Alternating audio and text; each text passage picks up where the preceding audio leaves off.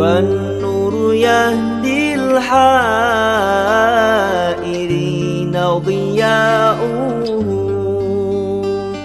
وفي الحشر ظل المرسلين لواؤه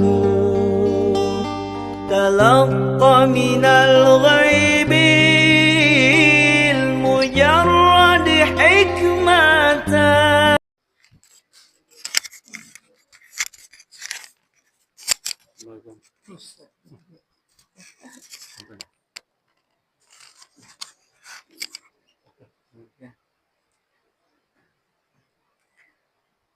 Bismillahirrahmanirrahim. Assalamualaikum warahmatullahi wabarakatuh.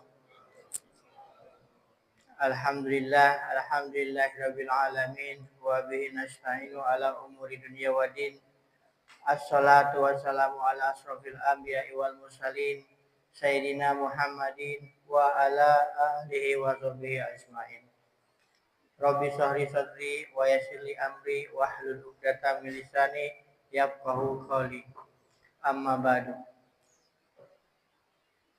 Yang sama-sama kita hormati dan kita cintai guru kita Bapak Al-Mukarram Ustadz Andi Rahadian.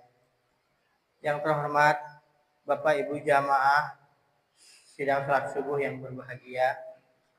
Yang saya hormati para pengurus DKM Masjidul Hidayah.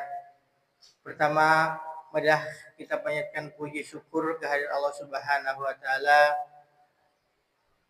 Alhamdulillah kita pada pagi hari ini bisa bersama datang ke Masjidul Hidayah untuk melaksanakan sholat subuh secara berjamaah di masjid ini.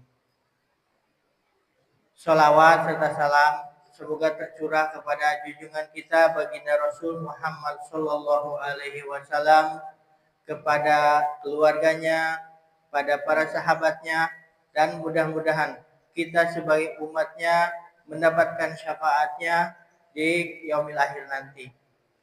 Jamaah yang saya hormati, syukur alhamdulillah pada pagi hari ini setelah ba'da subuh kita sama-sama akan melaksanakan kajian yang nanti akan disampaikan oleh guru kita.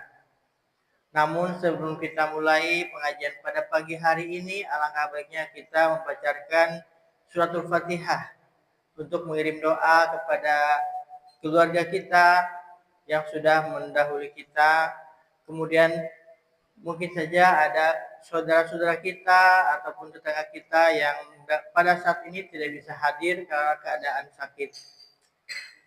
Kemudian juga doa untuk kita semua bersama. Semoga kita selalu diberikan keistiqomahan, diberikan kesehatan, diberikan kekuatan iman dan ketakwaan kepada Allah Subhanahu wa taala.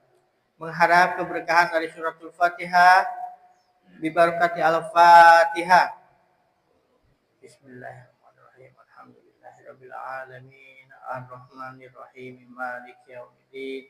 Iyyaka na'budu wa iyyaka nasta'in ihdinas siratal mustaqim siratal ladzina an'amta 'alaihim ghairil maghdubi 'alaihim waladdallin.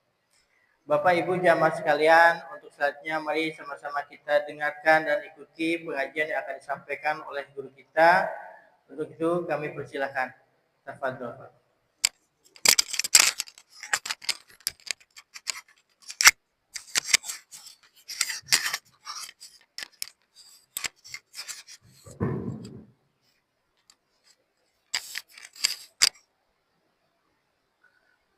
Bismillahirrahmanirrahim. Assalamualaikum warahmatullahi wabarakatuh. Alhamdulillahirabbil alamin wal 'aqibatu lil muttaqin wala udwana illa 'alal zalimin. Asyhadu an la ilaha illallah wahdahu la syarika lah al-malikul haqqul mubin. Wa asyhadu anna Muhammadan 'abduhu wa rasuluh shadiqul wa'dil amin. Allahumma shalli wa sallim ala nabiyyina wa maulana wa habibina wa juhdina Muhammad sallallahu alaihi wasallam wa ala alihi wa sahbihi ajma'in. اللهم افتح لنا بفتوح العارفين ربنا افتح بيننا وبين قومنا بالحق وأنت خير الفاتحين وإلى حضرة النبي ببركته وبمعجزته وبشفاعته بالبركة والكرم الجميع وشيخنا من المشرق إلى المغرب خصوصا بالبركة والكرم في عبد القادر الجيلاني شبه من شبه من حضرته ومن ربنا حضر شيخنا من كرم شيخ الله حضر شيخنا من كرم شيخ مشاهد الله العالمين وجميع أولياء الله بهذه القرية وبهذه البلاد الفاتحة أعوذ بالله من الشيطان الرجيم بسم الله الرحمن الرحيم الحمد لله رب العالمين الرحمن الرحيم مالك يوم الدين إياك نعبد وإياك نستعين اهدنا الصراط المستقيم صراط الذين أنعمت عليهم غير المغضوب عليهم ولا الضالين. Yang saya hormati pengurus DKM Nurul Hidayah, semoga senantiasa istiqomah dalam memberikan pelayanan kepada umat. Para jemaah sekalian, bapak, saudara-saudaraku, para ibu, semoga senantiasa istiqomah dalam melaksanakan ibadah kepada Allah Subhanahu wa taala. Senantiasa diberikan kemudahan dan kelancaran, terutama kesehatan, rezeki yang banyak dan halal bermanfaat untuk umat. Amin. Allahumma amin. Kita lanjutkan kelanjutan dari kajian-kajian kita sebelumnya tentang fiqh taharah, masuk kepada sunnah wudu. Pertemuan kemarin sudah kita bahas tuntas rukun wudu, sekarang kita masuk kepada sunnah wudu. Apa saja yang disunahkan dalam berwudu? Yang pertama adalah membaca basmalah. Dalam kitab Fathul Mu'in dijelaskan Bismillahirrahmanirrahim. Tasmiyatun awwalahu ay awwalul wudu'i lil ittiba'. Membaca basmalah pada permulaan wudu karena mengikuti Nabi Muhammad sallallahu alaihi wasallam. Wa tajibu inda Ahmad. Membaca basmalah menurut pendapat Imam Ahmad radhiyallahu anhu adalah wajib. Wa yusannu qablaha ta'awudz. Sebelum membaca basmalah sunnah membaca ta'awudz. A'udzu billahi minasyaitonir rajim. Ya, bismillahirrahmanirrahim.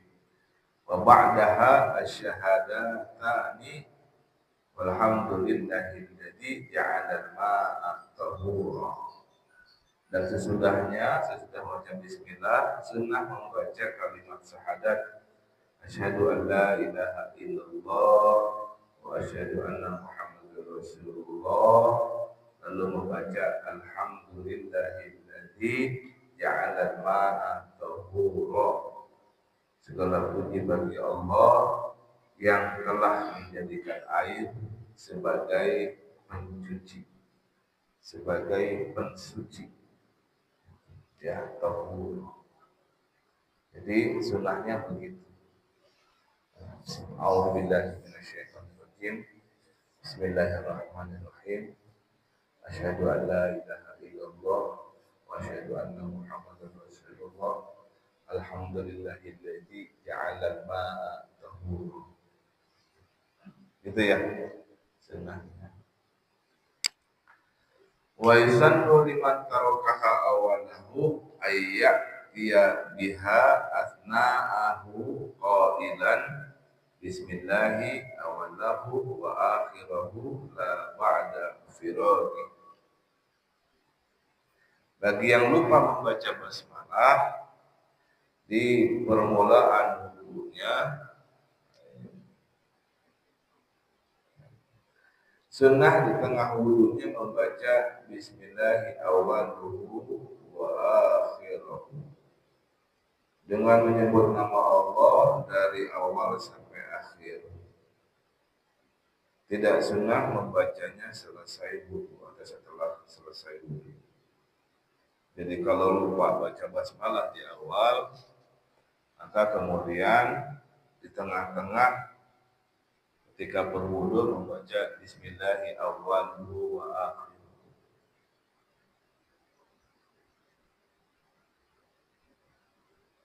Wa kada fi nahul aqli wa syurbi wa ta'lifi wal ittihadi mimma yasannu lahu tasmiyah. Kesunahan dan tata cara membaca basmalah di atas juga berlaku dalam amal-amal kebaikan, misalnya makan, minum, menulis buku, mengarangnya, dan memakai celak mata. Paham tuh? Bisa dipahami, Pak? Bisa ya, mudah. Baca basmalah. Panjangnya tadi ya, a'udzubillahi minasyaitonirrajim. Bismillahirrahmanirrahim. Asyhadu an la ilaha illallah wa asyhadu anna Muhammadar Rasulullah. Alhamdulillahilladzi ja'ala al-ma'a tahur. Oke. Sunnah yang kedua yaitu awal sebelum wudu masuk pada rukunnya adalah membasuh dua tapak tangan. Faghslul kaffaini ma'an ilal kaw'aini ma'at tasniyatil muqtarinati bil niyat. Membasuh dua tapak tangan sampai pergelangan tangan secara bersama yang diawali dengan membaca basmalah. Sementara qalbu niat wudu. Wa in tawadda'a min nahwi idriq aw 'alima tuhrahu ma'al ittiba. Meskipun berwudu dari tempat semacam kendi atau telah meyakinkan atas kesucian kedua tangannya, karena hal ini berdasarkan ittiba. Paham sampai di sini, paham? Paham ya? Insyaallah mudah. Jadi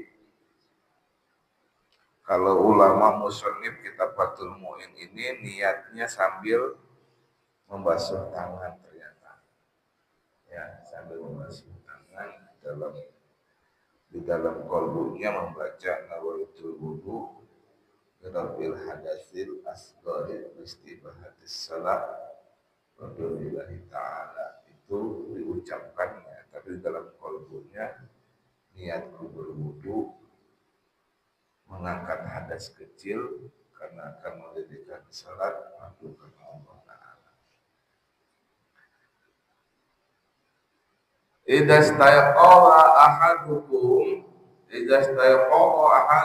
min nawmihi fala yaghmis yadahu fil ina'i hatta yaghsilaha thalasan fa innahu la yadri aina batat yaduhu.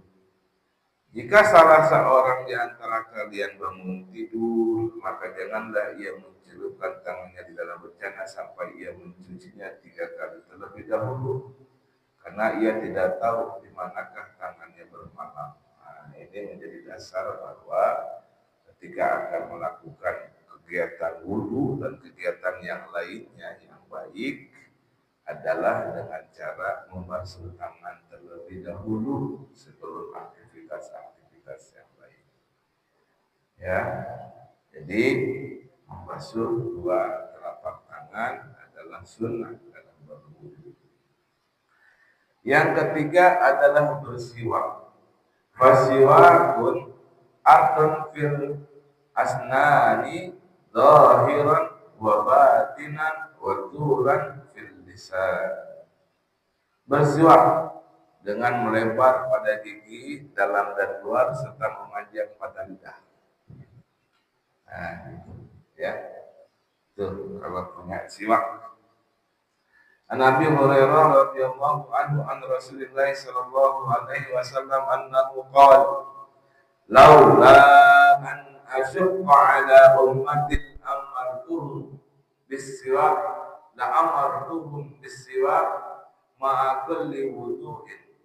Akhrajahu Malik wa Ahmad wa Nasa'i wa sahahu Ibnu Khuzaimah wa dzakarahu Bukhari ta'liqan.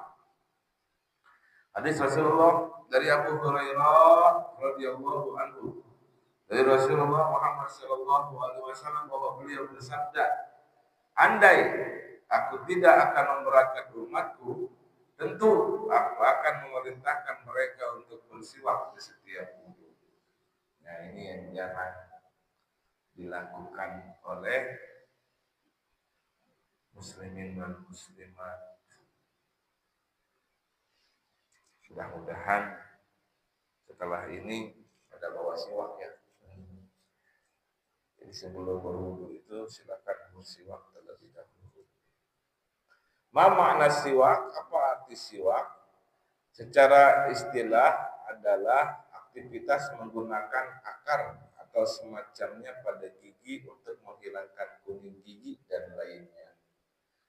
Wa yahsulu bikulli khasanin.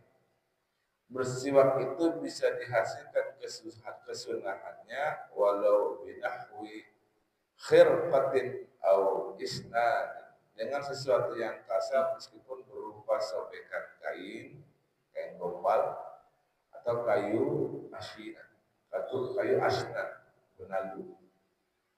Wal ud, dan kalau yang utama afdal wal ud afdalu min ghairihi wa aula.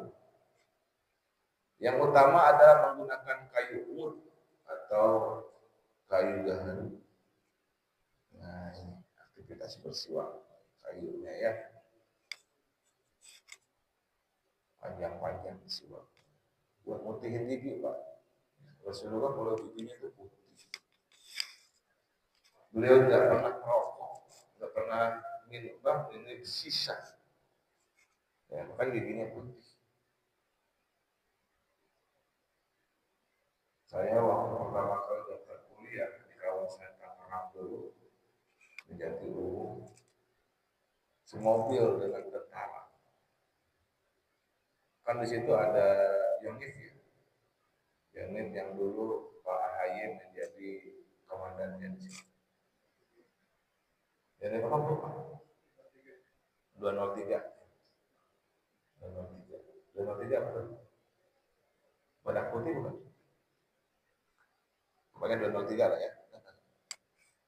Itu tentara senyum, giginya putih banget. Ya. Mulai saat itu saya bilang, ini kalau orang tidak pernah ngerokok, pasti bisa bilang. Karena giginya putih. Nah, saat itu bilang, nggak ngerokok, pengen putih gigi. Itu doang sih, salah satu keinginan untuk tidak merokok, jalan-jalan aja ya. Pengen gigi tetap putih, tetap bersih. Gak tahu kelihatannya putih apa enggak Pak? Gitu ya. Nah. Rajin bersiwak, ya, rajin bersiwak. Karena kita bersiwak, insya Allah gigi kita putih, bersih, sehat. Suatu saat ketika Mehmet Al-Fatih, Sultan Muhammad II Al-Fatih yang membebaskan Konstantinopel, putranya Sultan Murad, beliau ini sejak kecil dididik oleh gurunya untuk memiliki keinginan, tekad yang kuat menyebarkan Islam ke seluruh penjuru dunia, bahkan ke belahan dunia barat. Saat itu Utsmaniyah belum merambah ke Eropa, masih di kawasan Asia sebelah barat, ya. Lalu kemudian dibina oleh gurunya untuk memiliki keinginan kuat berjihad. Sebagaimana hadis Rasulullah SAW akan datang suatu hari sebuah pasukan dipimpin oleh pemimpin yang kuat akidahnya, kuat leadershipnya, ya, sampai membebaskan Rumania sebagai membebaskan Romawi, Rum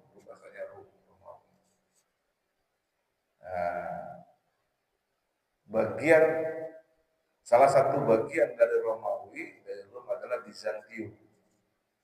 Bizantium itu penguasa Konstantinopel. Nah, kemudian Konstantinopel itu kemudian ditaklukkan oleh Mehmed Al-Fatih. Dalam prosesnya itu Bizantium, Konstantinopel susah sekali ditembus karena berseberangan ya dengan lautan, dihalangi dengan lautan antara Asia dan Eropa Timur. Mau nyelam ke bawah, di bawahnya udah dipasangin rantai, ya rantai pencegah, sehingga susah untuk kapal-kapal masuk ke sana. Ulama yang mendampingi beliau, Syekh A'aq Syamsuddin, melihat bahwa ada kekurangan pasukan dalam menjalankan kesunahan Rasulullah Muhammad SAW. Salah satunya adalah bersiwak. Jadi kata beliau, sebelum kalian, saat kalian bersuci, baiknya adalah kalian bersiwak. Semua pasukan akhirnya diinstruksikan untuk bersiwak. Lalu kemudian salat subuh berjamaah. Lalu kemudian ada inspirasi, itu datangnya pun dari Allah Subhanahu wa Ta'ala. Dicari titik lemah benteng Bizantium, bentengnya Konstantinopel. Oh, ternyata titik lemahnya adalah di bagian belakang. Cara bagaimana menembus jalan belakang itu harus menaiki bukit. Bingung kan, naikin bukit, pasukan gimana caranya? Datang lagi inspirasi, tebang seluruh pohon yang ada di sekitaran situ, jadikan batang pohonnya adalah sebagai apa disebutnya ya, gelundungan. Lalu lumuri minyak hewan, kan licin tuh. Nah, kemudian di atasnya itu pakai tumpangkan kapal. Jadi kapal-kapal itu ditarik dari lautan, lalu di darat, yang ke darat, lalu digelondongin ke atas bukit. Wah, semuanya bergerak, dari mulai komandan paling tinggi sampai ke prajurit yang paling rendah. Berjibaku semua bergerak semalaman. Orang Konstantinopel pede, sama kayak istri Will sekarang nih, pede, Iron Dome-nya kuat, nggak taunya ditembus oleh Iran, gitu ya. Terlalu pede orang Konstantinopel. Pagi-pagi semua udah ada di bawah, sebelah belakang bagian bentengnya Konstantinopel. Lalu mulai saat itu meriam ditembakkan dari belakang, hancur semua bentengnya. Akhirnya Konstantinopel bisa ditaklukkan pada tahun 1453, abad ke-15. Mulai saat itu Islam masuk ke Konstantinopel secara resmi di bawah kendali Sultan Mehmed II atau yang disebut dengan Al-Fatih, Sultan Muhammad II Al-Fatih. Bisa Babiyah melaksanakan sunnah Rasulullah, yaitu bersiwak. Masya Allah. Bagaimana hukum siwak? Dzurrihi tayyib wa afdaluhul araq. Sedangkan yang lebih utama lagi adalah kayu mut yang masih basah dan berbau wangi. Dari kayu tersebut yang lebih utama adalah kayu arak. La bi usbu'ihi wala khasinatan khilafan lima ikhtarahu Nawawi. Tidak disunahkan bersiwak dengan menggunakan jari jemari meskipun berwujud kasar. Sementara itu Imam An-Nawawi berkebalikan pendapat tersebut. Ya. Jadi siwak itu utamaannya adalah dengan kayu, ya, dengan kayu.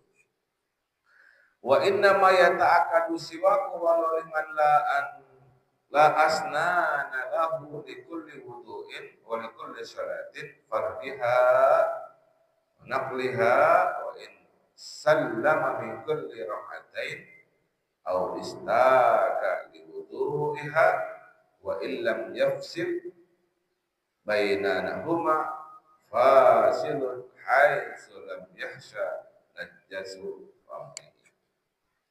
Bersiwak itu hukumnya sunnah muakkad walaupun bagi orang yang tidak bergigi. Setiap berwudu akan salat, baik salat fardu atau sunnah, meskipun tiap 2 rakaat salam atau sudah bersiwak waktu berwudu. Dan sekalipun antara salat dan wudunya tidak terpisah sesuatu, hukum sunnah muakkad bersiwak untuk setiap rakaat salat ini sekiranya tidak dikhawatirkan kenajisan mulutnya. Maka kita bisa lihat seringkali orang sebelum sholat untuk melakukan sholat berikutnya, ya, misalkan setelah saat berwudu dia sudah bersiwak.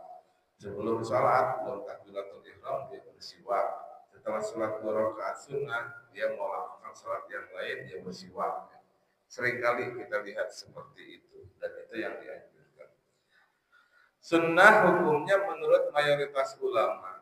Argumen mereka dalam hadis terdapat kata perintah yakni amartu, la amartu dengan disertai qarinah yakni laula an asyqa. Pada dasarnya perintah menunjukkan kewajiban kecuali jika ada dalil yang menggeser hukum wajibnya. Tapi juga ada sekelompok ulama yang mewajibkannya. Itu ya siwak. Memang kurang mentradisi di kita nih, ya, karena memang tidak diajarkan sejak kecil. Gitu. Kalau diajarkan sejak kecil, insya Allah.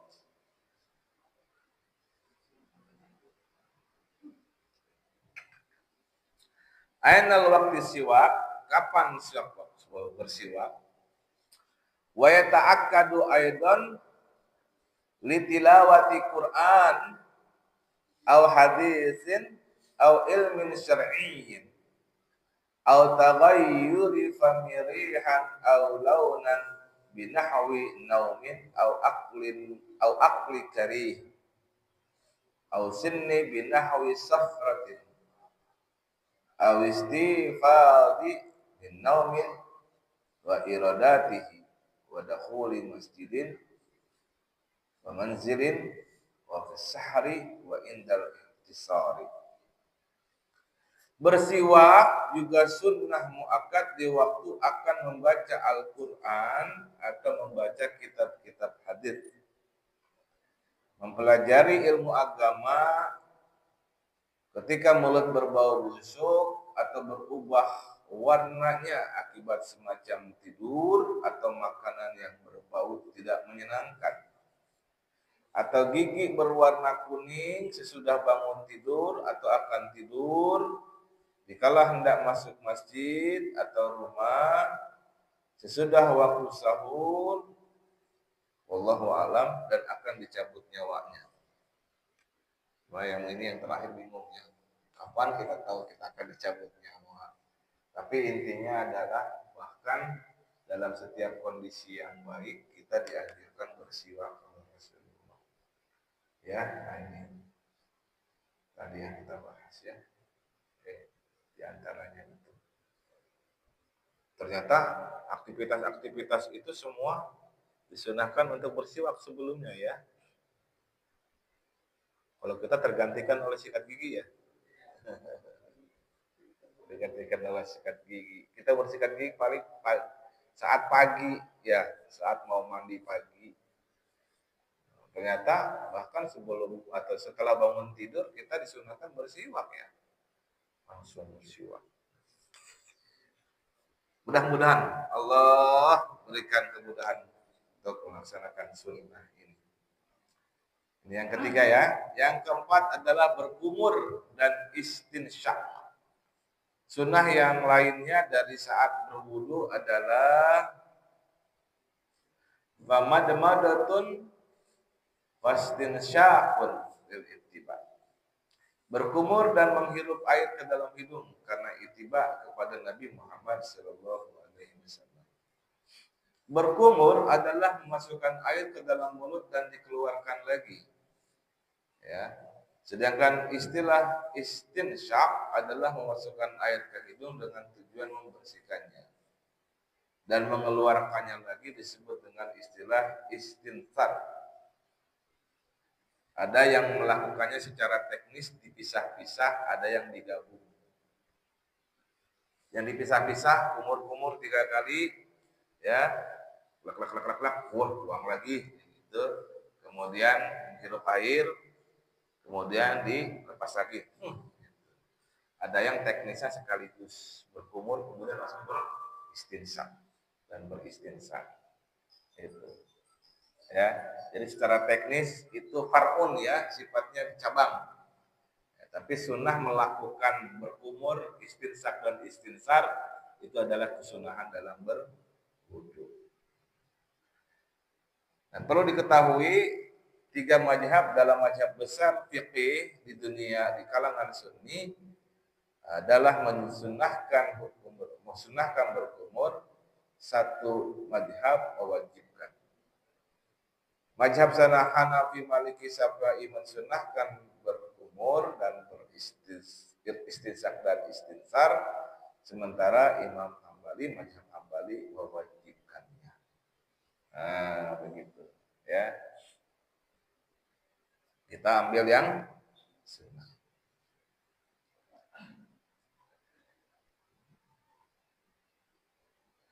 Ada latar belakang dalam hadis ini ya.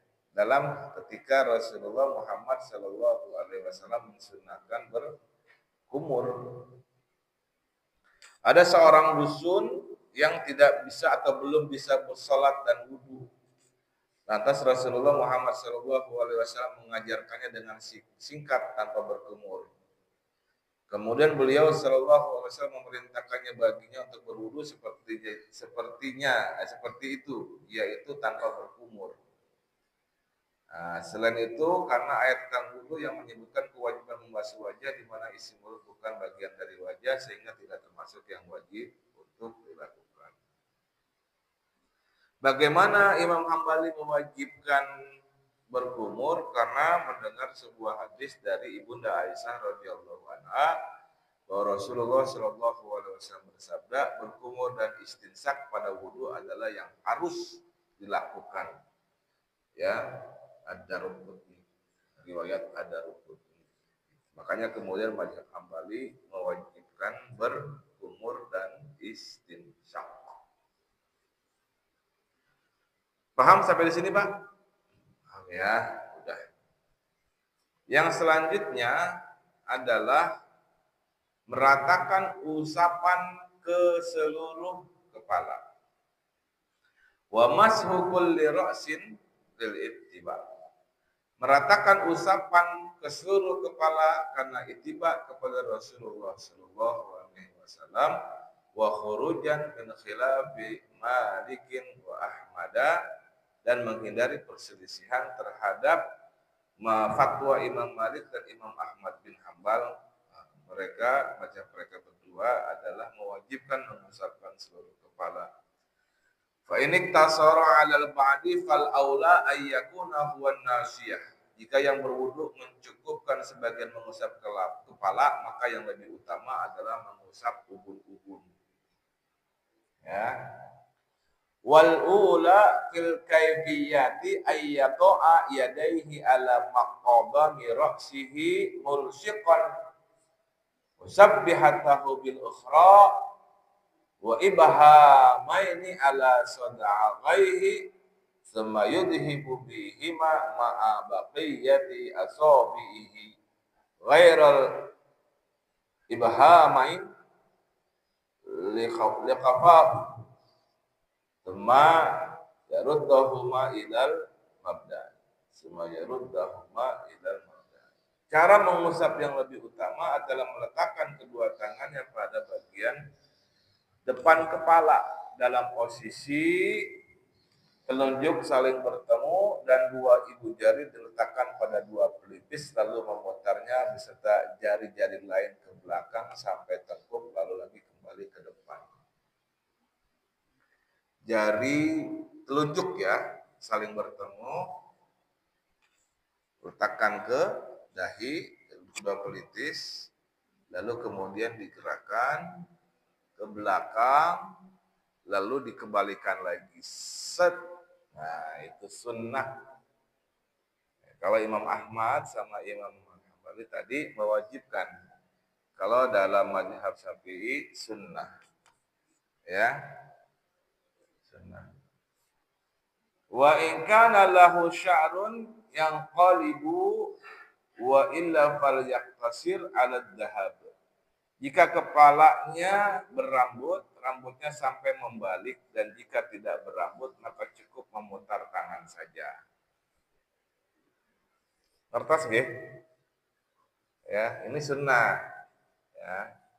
Saya pun menjadi paham kenapa Imam Syafi'i mensunnahkan sementara Imam Maliki ya tadi yang mewajibkan siapa? Imam Ahmad ya.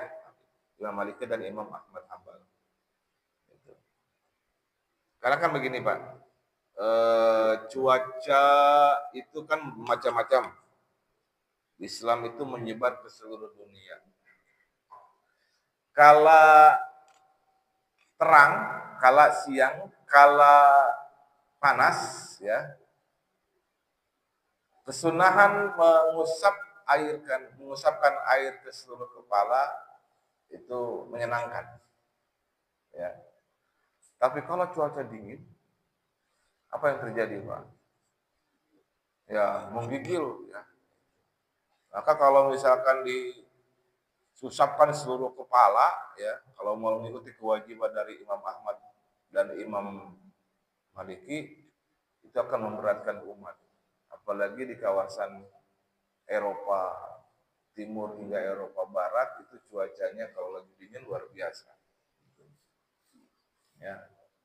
Maka kemudian Ra'su syarril haba'ila menurut Imam Syafi'i yaitu hanya mengusap kepala itu, walaupun hanya 3 lembar, 3 helai itu. Maka kemudian wudunya orang-orang Syafi'i gini-gini aja, ujung kepala doang. Tapi kalau kita mau melaksanakan sunnahnya, maka kemudian ambil airnya, kemudian ra'su syarrin, usap seluruh kepala, set, lalu balikin lagi, set, itu ya.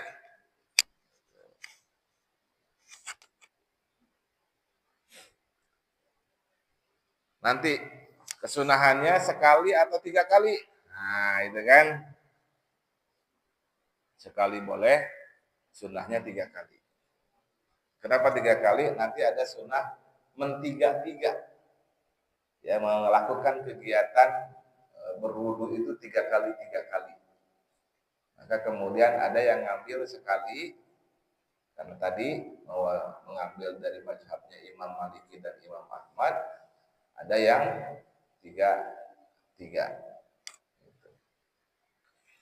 Bagaimana ketika sambil menggunakan imamah atau kopiah? Wa in kana ala ra'sihi imamatun au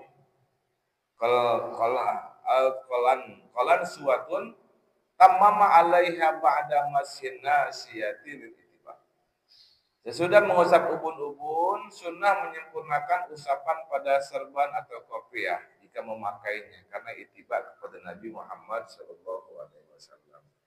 Maka kita sering melihat orang yang menggunakan imamah agak membelakangkan imamahnya itu agar bisa diusap ubun-ubunnya di sini, lalu kemudian dia ngusapin imamahnya. Gitu ya. Pun sampai di sini dulu ya, sampai masku sya'ri, sampai mengusap kepala masku sya'ri ya. Ada pertanyaan? Silakan.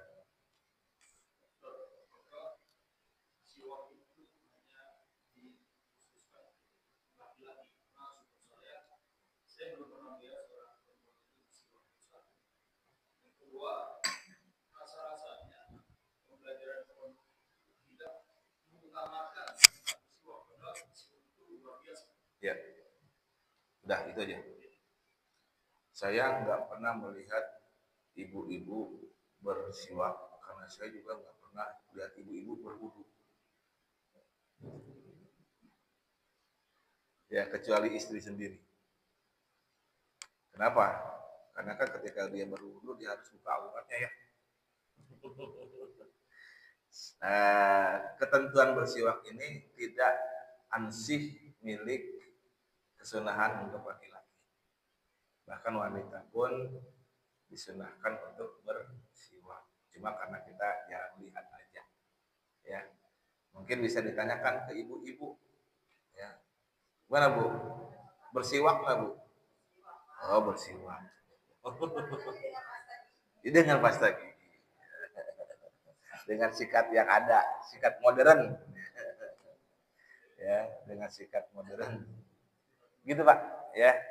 Ibu-ibu, saya yakin kesunahan ini tidak hanya berlaku untuk para laki-laki, tetapi juga untuk para mar'ah an-nisa, para perempuan.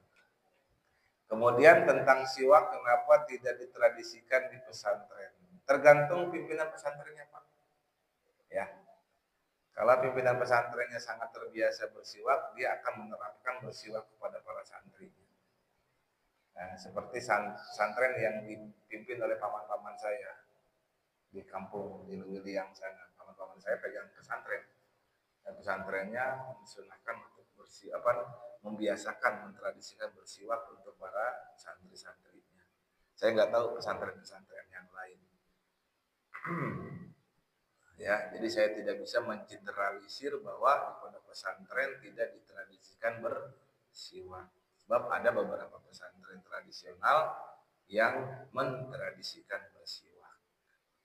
Nah, di kalangan para kawan-kawan yang bergerak di bidang dakwah, yakni jamaah tabligh, kawan-kawan kita, itu beliau-beliau mensunah atau mentradisikan sunnah bersiwak. Dan kita sangat berterima kasih kepada beliau-beliau di jamaah tabligh yang mempopulerkan kembali bersiwak. Silakan Pak. Waalaikumsalam.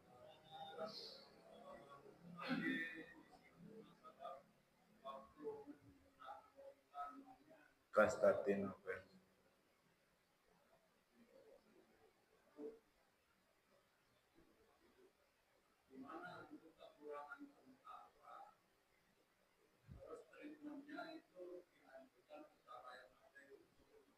Ya. Ya, hubungannya apa? Intinya ada kesunahan yang ditinggalkan oleh masyarakat selama ini. Ya. Jadi bisa jadi lantaran tidak mengikuti salah satu sunnah Rasul, lalu kemudian tidak membuka peluang turunnya ilham dari Rasulullah, dari Allah Subhanahu wa taala untuk menaklukkan Konstantinopel. Memang secara nyata tidak kelihatan benang merahnya. Secara nyata tidak kelihatan benang merahnya antara siwak, lalu kemudian bisa menghasilkan pembebasan Konstantinopel dengan segera. Tapi ternyata intinya adalah pada ittiba kepada Rasulullah Muhammad Sallallahu Alaihi Wasallam. Ada salah satu sunnah yang jarang dilakukan oleh umat. Maka guru spiritualnya Syekh Sultan Mehmet Al-Fatih, yaitu Syekh A'aq Samsuddin, menganjurkan itu kepada Sultan Mehmet. Lalu Sultan Mehmet menyarankan kepada seluruh pasukannya. Itu. Nah, di sanalah kemudian setelah melakukan sholat muncul inspirasi. Ya itu. Tadinya kan udah mandek nih, ngapain lagi nih? Apa lagi yang harus kita lakukan? Meriam paling bagus, paling hebat sudah dibikin gitu ya. Kalau kayak zaman sekarang mungkin rudalnya udah dibikin gitu kan. Tapi masih ada sesuatu yang tidak bisa membebaskan Konstantinopel dengan segera. Oh, ternyata ada sunnah Rasul yang jarang dilakukan. Nah, gitu ya. Maka kemudian disarankan oleh Syekh A'ab Samsuddin waktu itu untuk melakukan salah satu sunnah Rasul ini yang jarang dilakukan oleh umat, yaitu bersiwak. Oh, ternyata bisa jadi karena kekurang bersihannya kita dalam melaksanakan kegiatan amaliyah ibadah, lalu itu menyebabkan hijab, turunnya inspirasi dari Allah. Nah, itu yang bisa kita tarik benang merahnya. Ya.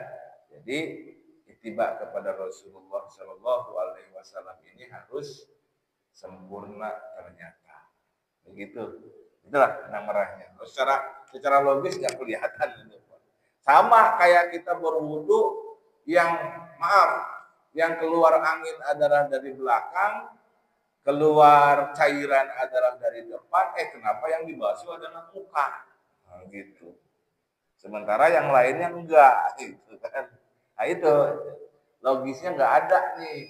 Tetapi kita berwudu itu bukan karena lantaran najis atau hadas yang ada di tubuh kelihatan yang harus kita bersihkan, tapi sebenarnya adalah ittiba kita kepada Rasulullah Muhammad Sallallahu Alaihi Wasallam. Beliau disarankan oleh Allah diwajibkan berwudu sebelum melakukan sholat. Cara berwudunya seperti tadi, nggak ada kan cara berwudunya membasuh jakar atau membasuh dubur, enggak kan? Kalau itu kan cuma di istinja adanya, itu di luar wudu. Tapi karena dengan beristinja, ya kita sudah kaji itu sebelum kita masuk kepada bab wudu. Karena dengan beristinja itu bisa menghilangkan hadas, menghilangkan najis. Nah, seperti itu. Itu ya. Jadi logikanya nggak nyambung memang secara nyata, tetapi karena kita ittiba kepada Rasulullah itu mengundang rahmat Allah Subhanahu wa taala. Silakan yang lain lagi. Nambah, Pak. Selanjutnya.